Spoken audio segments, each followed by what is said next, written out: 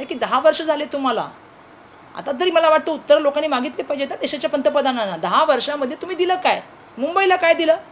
म्हणजे मी सांगते की ज्यावेळी राजीव गांधी ज्यावेळेला देशाचे पंतप्रधान होते त्यांनी 100 कोटी रुपये मुंबईला दिले. डॉक्टर मनमोहन सिंगांबद्दल बोलतात ना, डॉक्टर मनमोहन सिंगजींनी ज्यावेळी आले त्यावेळी जे हॉस्पिटलला फंड दिला, मुंबई विद्यापीठाला फंड दिला 100 कोटी. आणि त्याच्या व्यतिरिक्त ब्रीमस्टोन प्रकल्प जो मुंबईमध्ये झाला जेव्हा पाणी भरलं, पूर्ण प्रकल्पाचे पैसे केंद्र सरकारने दिले. तुम्ही काय दिले? मुंबईची अस्मिता असलेले प्रोजेक्ट तुम्ही घेऊन गेलात. म्हणजे सांगायचं तात्पर्य असं की आता मुद्द्यांवरती इलेक्शन लढायचं की नाही लढायचं. मी जाणार आहात, सुरुवातीला कशी तयारी केलेली आहे, काय भावना आहे? ही भावना खूप उत्सुकतेची आहे. कारण प्रथमतः असं होतं आहे की मी लोकसभेच्या उमेदवारीसाठी फॉर्म भरायला चाललेली आहे, त्यामुळे खूप उत्सुकता आहे आणि जबाबदारीची पण पूर्ण जाणीव आहे मला. कारण खूप मोठा एरिया आहे आणि ते काम करत असताना लोकांच्या अपेक्षा पण माझ्याकडून खूप आहेत. मला या गोष्टीचा खूप आनंद आहे की सर्वसामान्य जनता असेल किंवा कार्यकर्ते असेल हे खूप खुश आहेत की वर्षा गायकवाड या उमेदवार आहेत. याचं कारण म्हणजे मी सर्वसामान्य कार्यकर्ता आहे, लोकांना माहिती आहे की काम करण्याचा अनुभव आहे, लोकांची कार्यकर्त्यांशी जुडण्याचा अनुभव आहे. आणि मागील माझा इतिहास पाहता लोकांना पूर्णपणे खात्री आहे की ताई ही आपली ताई आहे. आणि जे एक असतं ना की बोलताना किंवा वागताना जे सहजता आहे ती त्यांच्यामध्ये मला जाणवली. आणि त्यामुळे मला ही अपेक्षा आहे कारण मी 9 महिने जवळपास बघितलं तर मुंबई काँग्रेसचे अध्यक्षसुद्धा आहे, त्यामुळे कार्यकर्त्याशी पूर्वीपासूनचे संबंध असल्यामुळे मला अपेक्षा आहे की लोकांमध्ये उत्साहाचं वातावरण तर आहेच, पण त्याचबरोबर कार्यकर्त्यामध्ये पण. आणि येणाऱ्या जबाबदारीसाठी खरं तर लोकसभेची जी निवडणूक आहे ही तर खरं या देशाच्यासाठी खूप महत्त्वपूर्ण इलेक्शन आहे. आणि जसं मी सुरुवातीपासून सांगत आलेले की एका इतिहासामध्ये भागीदारी घेण्यासाठी मी सहभाग घेतलेला आहे याचासुद्धा मला अभिमान आहे. कारण येणारं इलेक्शन हे ऐतिहासिक इलेक्शन आहे, या देशाला एक वेगळी दिशा देणारं इलेक्शन आहे असं मला वाटतं. आणि म्हणून या देशाच्या लोकशाहीसाठी आणि संविधानासाठी आम्ही सगळे मैदानात उतरलेलो आहोत. आणि महाराष्ट्राच्या बाबतीत बोलायचं झालं तर महाराष्ट्राने कधीच गद्दारांना माफ केलेलं नाही. त्यामुळे मला अपेक्षा आहे की यावेळेलासुद्धा जी आहे जी महाराष्ट्रामधलं राजकारण झालं आणि महाराष्ट्रामध्ये जे 2 पक्ष तोडण्याचं काम झालं, सरकार जे आहे ते फोडण्याचं काम झालं, महाराष्ट्रातल्या जनतेला त्या ठिकाणी आवडलेलं नाही. आणि तिसरा महत्त्वाचा प्रश्न की मुंबईच्या अस्मितेसाठी सातत्याने आम्ही भांडलेलो आहोत, मुंबईच्या प्रश्नावर आम्ही भांडलेलो आहोत. ज्या तऱ्हेने काही प्लॉट असतील किंवा झोपडपट्ट्या असतील सातत्याने काही लोकांना देण्याचा प्लॅन चालला आहे, मोठ्या मोठ्या वस्त्या आहेत त्यासुद्धा काही लोकांना मोठ्या व्यावसायिकांना देण्यासाठी प्लॅन चालला आहे. त्याच्या व्यतिरिक्त जसं मी तुम्हाला सांगितलं की फायनान्शियल सेंटर होतं मुंबईमधलं ते बाहेर गेलं, डायमंड मार्केट होतं ते बाहेर जाण्याचा प्रयत्न चालला आहे, बुलेट ट्रेनचा प्रश्न आहे. त्यामुळे या सगळ्या विषयावरती आम्ही बोलणार आहोत. आणि भाजपाने काय मुंबईला दिलं हा सुद्धा प्रश्न 10 वर्षामध्ये आम्ही विचारणार आहोत केंद्र सरकारने. त्यामुळे मला अपेक्षा आहे की जनता मला आशीर्वाद देईल आणि निवडून देईल. तुमच्या विरोधामध्ये महायुतीचे उमेदवार म्हणून उज्ज्वल निकम यांना उमेदवारी दिलेली आहे. तसं तर त्यांचा राजकीय पिंड नाही आहे, मात्र भाजपकडून त्यांना निवडून आणण्यासाठी जोरदार प्रयत्न केले जात आहेत. ते किती मोठं आव्हान तुमच्यासमोर आहे, तुम्ही आव्हान मानताय? नाही, पहिला तर प्रश्न आहे की मी तर सुरुवातीपासून सांगते आणि ज्या वेळेला मी इलेक्शन लढते ही विचारांची लढाई, कोणाच्या वैयक्तिक लढाईचा प्रश्न नाही. आणि विचाराच्या लढाईमध्ये मला या गोष्टीचा अभिमान आहे की मी सर्वांना जोडून घेऊन जाणारा विचार, सर्व धर्मसमभाव मांडणारा विचार, लोकशाही मांडणारा, देशाचं संविधान मांडणारा विचार मी या ठिकाणी मांडण्याचा प्रयत्न करत आहे. दुसरं मी सांगितल्याप्रमाणे मी सर्वसामान्यांचा कार्यकर्ता आहे. वर्षा गायकवाड हे नाव यासाठीच प्रसिद्ध आहे की ताई काम करणारी आहे, ताई प्रश्नांची जाण ठेवणारी आणि ताई वेळप्रसंगी भांडणारी आणि रस्त्यावर उतरून जे आहे ते आंदोलन करणारी ताई आहे. त्यामुळे मला वाटतं हा एक माझा विचार आहे. आणि दुसरीकडे आपल्याला माहिती आहे की हुकुमशाहीचा मनुवादीचा विचार आहे. शेवटी भाजपाची विचारसरणी काय हे मी सांगायची गरज नाही. ही लढाई भाजपाच्या विरुद्ध भारताचे लोक अशी लढाई मी सातत्याने सांगते. कारण भाजपाने ज्या तऱ्हेने राजकारणाची परिभाषाच बदललेली आहे, आज पूर्णपणे संविधानाची चौकट बोलण्याचं काम झालेलं आहे. मला सांगा कोणत्या सरकारी यंत्रणेला स्वायत्त आहे? आज ईडी, CBI, आणि आता ज्या घरातल्या लहान लहान मुलांना सुद्धा तर माहीत पडली ईडी काय आहे. आणि ज्या लोकांना नोटीस दिल्या जातात 2 दिवसांनी त्यांनाच तुम्ही जे आहे ते आपल्या पक्षामध्ये घेता.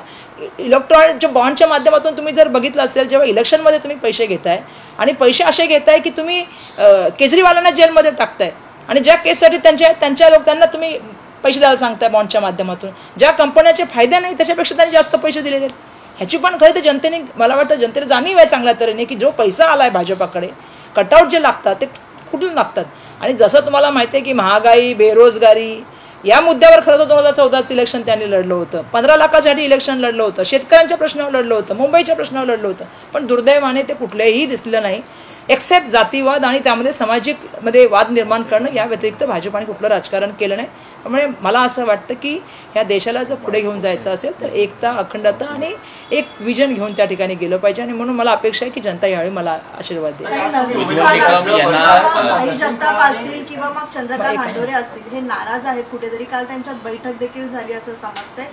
त्यांची समजूत काढणार आहात का, काय नेमकं? नाही, माझं ऑलरेडी मी भाई जगतापांना जाऊन भेटलेले आहे. भाई जगताप जे आहे ते आमचे आमदार आहेत आणि मला वाटत नाही की त्यांची काही नाराजी असण्याचं कारण आहे. नसीम भाईला मी जाऊन भेटले, मी त्यांनासुद्धा विनंती केलेली आहे. भाई जगतापांनी मला सांगितलं की मी सिंधुदुर्गामध्ये सध्या प्रचाराला जाणार आहे आणि 2 तारखेनंतर वर्षा मी तुझ्याबरोबर काम करणार आहे. मला वाटतं हांडोरेजींना पण राज्यसभेला जे आहे ते खासदारकी दिलेले आहे आणि काल त्यांनी स्वतःच येऊन टी व्हीवरती सांगितलं की आम्ही यांना भेटून एकत्र चर्चा करण्याचं काम करत होतो. त्यामुळे मला नाही वाटत की कुठल्याही तऱ्हेची नाराजी आहे.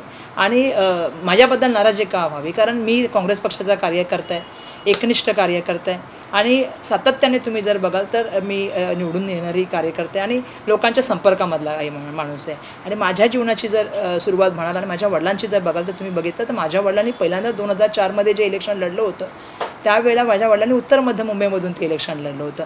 दुसरा सगळ्यात महत्त्वाचा प्रश्न की त्यावेळेला लोकांनी म्हटलं होतं की बाबा गायकवाड जिंकणार कसे, पण तिथल्या जनतेने निवडून दिलं आणि त्यावेळी ते जॉईंट किलर झाले. मला असं वाटतं की इतिहास पुन्हा एकदा होईल आणि वर्षा गायकवाडला जनता निवडून देईल. मी ज्या वेळेला ज्या मतदारसंघात जातात लोक मला पूर्णपणे सांगतात की आपली कार्यपद्धती, आपल्या वडिलांची कार्यपद्धती आम्हाला चांगल्या तऱ्हेने माहिती आहे आणि म्हणून आम्हाला जनसामान्यांचा नेता पाहिजे, आम्हाला सर्वसामान्य बरोबर राहणारा कार्यकर्ता पाहिजे. म्हणून मला वाटतं की लोक देतील. कुठल्याही तऱ्हेची नाराजी नाही आहे. मला वाटतं तुम्ही मीडियाच्या माध्यमातून जे चाललेलं आहे हे कुठंतरी थांबलं पाहिजे, कारण शेवटी वर्षा गायकवाडला नाराजी असण्याचं कारण काय? बिलकुल नाराजी नाही. आमच्यामध्ये एकी आहे आणि आम्ही एकत्रपणे येणाऱ्या काळामध्ये काम करू. तुमच्या विरोधात नाराजी नाहीये, तर नाराजी अशी आहे की अल्पसंख्याक उमेदवार महाविकास आघाडीकडून. नाही, मला वाटतं की इम्रान प्रतापगडींना मागील काळामध्येच राज्यसभेचं खासदार म्हणून महाराष्ट्रानेच पाठवलेले आहे. त्याच्यामध्ये मुंबईने सुद्धा आम्ही सुद्धा आमदारांनी त्या ठिकाणी बाकीच्यांनी मतदान केले. मला वाटतं यावेळेला प्रश्न ना पुढे गेले पाहिजे. जातीपातीच्या पलीकडचे पुढचे प्रश्न आहेत यासाठी की या देशाचा राजकारणाचा प्रश्न आहे. आज देशामध्ये मोठ्या प्रमाणामध्ये तुम्ही जर बघाल तर असंतोषाचं वातावरण आहे. आज देशामध्ये जर आज तुम्ही बघाल तर सगळ्यात महत्त्वाची गोष्ट म्हणजे आज बेरोजगारीबद्दल बोललं पाहिजे. आज जसं मी तुम्हाला सुरुवातीला सांगितलं की महागाईवर बोललं पाहिजे, त्या ठिकाणी आता महिला अत्याचाराबद्दल बोललं गेलं पाहिजे. मुंबईमध्ये प्रत्येक दिवसाला 1 रेप होतात आणि 6 मोलेस्टेशन होतात, याच्यावरती बोललं गेलं पाहिजे. खरं तर आम्हाला जर बघितलं तर तुम्ही एका केसमध्ये ज्या वेळेला उत्तर मुंबईचे उमेदवार भाजपाचे नाकाला रुमाल घालून कोळीवाडा आणि आगरीवाड्यामध्ये फिरत होते आणि त्याच्या विरोधामध्ये कोळी आणि आगरी बांधवांनी आंदोलन केलं, त्यांना भाजपाच्या लोकांनी मारलं.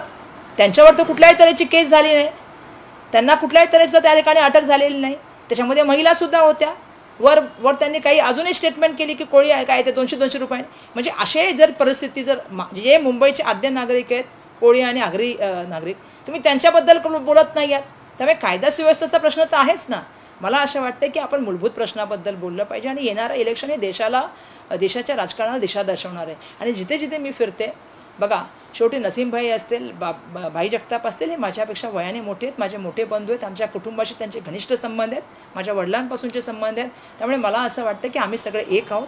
येणाऱ्या काळामध्ये आम्ही काम करणार आहोत. जसं मी तुम्हाला सांगितलं की काही मंडळी सिंधुदुर्गला आणि या ठिकाणी प्रचाराला जाणार, त्यांनी मला सुरुवातीलाच सांगितलं आणि मी प्रत्येकाची भेट घेऊन आलेली आहे. त्यामुळे कोणाचीही नाराजी नाही, एकत्रपणे काम करणार आहोत आम्ही सगळे. उज्ज्वल निकम यांची उमेदवारी जाहीर झाल्यापासून आज उत्तर मुंबईचं डिक्लेअर होईल. उज्ज्वल निकम यांना उमेदवारी जाहीर केल्यापासून भाजप एका मुद्द्यावरती खरं तर त्यांना रिप्रेझेंट करण्याचा प्रयत्न करत आहे, ते म्हणजे अजमल कसाब सारख्या दहशतवादाला त्यांनी फाशी मिळवून दिली. शिवाय देशाच्या विरोधामध्ये कारवाई करणाऱ्यांच्या विरोधामध्ये ते सातत्यानं कायदेशीर लढाई लढत राहिले. या मुद्द्याकडे तुम्ही कसं पाहताय, कारण त्याच मुद्द्याच्या आधारावरती निकम यांना त्या मतदारसंघामध्ये रिप्रेझेंट करण्याचा प्रयत्न केला जातोय. नाही, असं आहे की त्यावेळेला सरकार तर आमचं होतं, वकील तर आम्ही त्यांना नेमलं होतं, पहिला प्रश्न. आणि सरकारी वकील म्हणून त्यांनी ती भूमिका त्या ठिकाणी करण्याचं काम केलं होतं. बघा, प्रश्न असा आहे की हे इलेक्शन कशाबद्दल आहे, हे आता जनतेला माझा प्रश्न आहे. हे प्रश्न कशाबद्दल आहे? आम्हाला मुंबईच्या बाबतीत बोलायचं आहे, लोकल मुद्द्याच्या बाबतीत बोलायचं आहे. आणि आज आमचे प्रश्न असे आहे की 10 वर्ष झाले तुम्हाला, आता तरी मला वाटतं उत्तर लोकांनी मागितले पाहिजे ना देशाच्या पंतप्रधानांना. 10 वर्षामध्ये तुम्ही दिलं काय? मुंबईला काय दिलं? म्हणजे मी सांगते की ज्यावेळी राजीव गांधी ज्यावेळेला देशाचे पंतप्रधान होते त्यांनी 100 कोटी रुपये मुंबईला दिले. डॉक्टर मनमोहन सिंगांबद्दल बोलतात ना, डॉक्टर मनमोहन सिंगजींनी ज्यावेळी आले त्यावेळी जे हॉस्पिटलला फंड दिला, मुंबई विद्यापीठाला फंड दिला 100 कोटी, आणि त्याच्या व्यतिरिक्त ब्रीमस्टोन प्रकल्प जो मुंबईमध्ये झाला जेव्हा पाणी भरलं, पूर्ण प्रकल्पाचे पैसे केंद्र सरकारने दिले. तुम्ही काय दिले? मुंबईची अस्मिता असलेले प्रोजेक्ट तुम्ही घेऊन गेलात. म्हणजे सांगायचं तात्पर्य असं की आता मुद्द्यांवरती इलेक्शन लढायचं की नाही लढायचं. आज महिलांना तुम्ही विचारा गॅस किती महाग आहे. 450चा गॅस तुम्ही 1200पर्यंत नेला, 1100पर्यंत नेला. त्याच्यावर चर्चा करायची की नाही? 40 वर्षामध्ये सगळ्यात जास्त बेरोजगारी त्याच्यावर चर्चा करायची की नाही? मणिपूरबद्दल चर्चा करायची की नाही? महिला ज्यांनी पथकं आणली त्यांच्याबद्दल चर्चा करायची की नाही? मी जसं सांगितलं की मुंबईमधल्या क्राईमबद्दल मी तुम्हाला उदाहरण सांगितलं, त्याच्यावर चर्चा करायची की नाही? मुंबईच्या विकासावर चर्चा करायची की नाही? डायमंड सेंटर घेऊन गेलात तुम्ही, फायनान्शियल सेंटर घेऊन गेलात मुंबईचं, त्याच्यावर चर्चा करायची की नाही? 70% आपण पैसे भरतोय बुलेट ट्रेनचे, ह्याच्यावर चर्चा करायची की नाही? त्यामुळे मी एक प्रश्न विचारते तुम्हा सगळ्यांना की मूलभूत प्रश्नाबद्दल बोललं पाहिजे. उत्तर मध्य मुंबई जिल्ह्यामध्ये काय प्रश्न आहेत? कधी तुम्ही गेलाय का एअर इंडिया कॉलनीला? मी माझा प्रश्न आहे त्यांना, भाजपाच्या लोकांना, अहो एअर इंडिया कॉलनी तुमचेच एम्प्लॉई सेंट्रल गव्हर्नमेंटचे, मी काय केलं त्यांची अवस्था? 3,500 लोक तिथे राहत होती, 1600 लोक तिथे राहत होती, आता तुम्ही 350 लोक राहत आहेत. का राहत आहेत? तुम्ही एवढे धमदाटकी केलेली का केली आहे? कारण जीविकेकडून अडाणीकडे एअरपोर्ट गेला. देशामधला एअरपोर्ट चालला आहे, तुमच्या बँका चालल्या आहेत, तुमची रेल्वे चालली आहे, आणि सगळं त्यांना चाललं आहे. तिथल्या लोकांना पाणी कट केलं त्यांनी, वीज कट केली त्यांनी, तिथे बुलडोजर नेण्याचं काम केलं. काही तिथले लोक बाहेरचे आहेत का? तिथले राहणारे लोक मुंबईचे नागरिक आहेत, आणि त्यांच्यावर हा अन्याय का? त्यांचे पॅसेजेस बंद करणं, हे करणं का? आता ती जमीन अडाणींना पाहिजे, एकरच्या एकर जमिनी अडाणींना पाहिजे, म्हणून ही लढाई आहे. माझं सर्वांना विनंती आहे की मुंबई आपली, आणि मुंबईला सगळ्यांनी जे आहे, जे मुंबईला मुंबई बनवलं ते मुंबईच्या नागरिकांनी बनवलं आहे. त्यामुळे मुंबईला तिचं अस्तित्व आणि मुंबईची अस्मिता आपण सगळ्यांनी जपली पाहिजे. त्यामुळे हे इलेक्शन नक्कीच मुंबईच्या बाबतीमध्ये आणि मुंबईचे प्रश्न मी येणाऱ्या काळात संसदेमध्ये मांडणार आहे. देश विदेशातील प्रत्येक घडामोडींचे लाईव्ह अपडेट मिळवण्यासाठी आता साम टीव्हीच्या सर्व सोशल मीडिया प्लॅटफॉर्मला लाईक, फॉलो आणि सबस्क्राईब करा. तसंच सर्व नोटिफिकेशनसाठी बेल आयकॉन प्रेस करायला विसरू नका.